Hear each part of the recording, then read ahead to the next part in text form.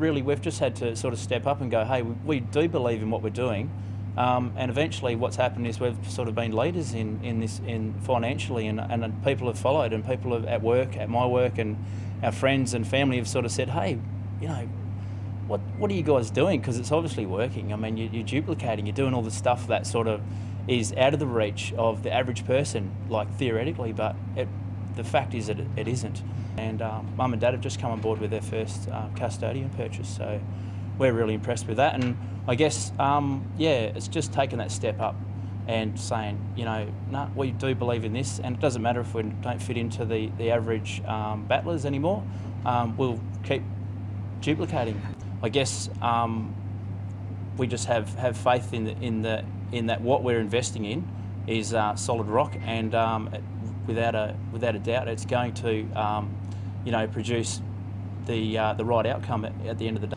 I guess starting has been one of the biggest issues that we found. Getting started, getting the right information to get the right product, to be able to start, how to finance it, and all of those questions that are very difficult to answer unless you get the right information. But getting started, once we got started, we found then that we were able to, we slowly built some momentum and were able to duplicate successfully based on the growth that we'd previously obtained from our first property and then the second property. And we found that a very, very successful process and program, and that's been a joy, really. Custodian system. It saves me a lot of time, it saves me a lot of hassle, and I suppose one thing I've learnt through running a business is that you need to leverage off others' expertise, and Custodian have the expertise and the system in place, and so I'm simply using that as leverage to build my own portfolio of properties. I think the main issue is you've just got to do it. You can go through all the analysis, you can get every scenario that you like to put up, and they all come out positive anyway, but at the end of the day you've just got to do it. You've got to put your confidence in the people that you're working with and the custodian program, and just go and do it and start, and then keep duplicating.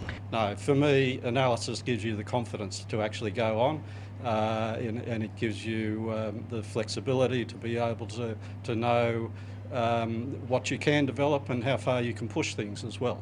So, by analysing, by knowing where you are, what's driving you, you can move on and do more things and push the people that you're working with to get the results that you want. Spending time with people, getting to know the people that you're working with, making sure that they're aware of where you're coming from, what you're trying to achieve, and so that when you pick the phone up or you send an email to them, they know you. They know you're at the end of the line, and they know you won't go away, and they know what you are trying to achieve. Goal setting is so important. I've come to realise over the years that without setting goals, you really can't move forward to anything big in life.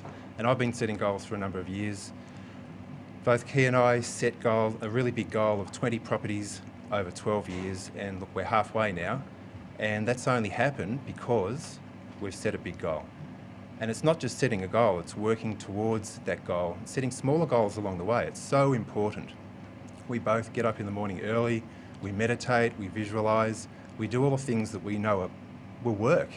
And I think we're seeing the fruits of our labour now, and look, we absolutely know that we're going to achieve our goal in that 12-year period. We'll have 20 properties. In fact, we might even have more. It's very important to know what you are doing, and I would recommend that you read the 7 Steps to Wealth by John Fitzgerald, because there's a lot of information there that you need to know when you are actually buying a property, especially for investment.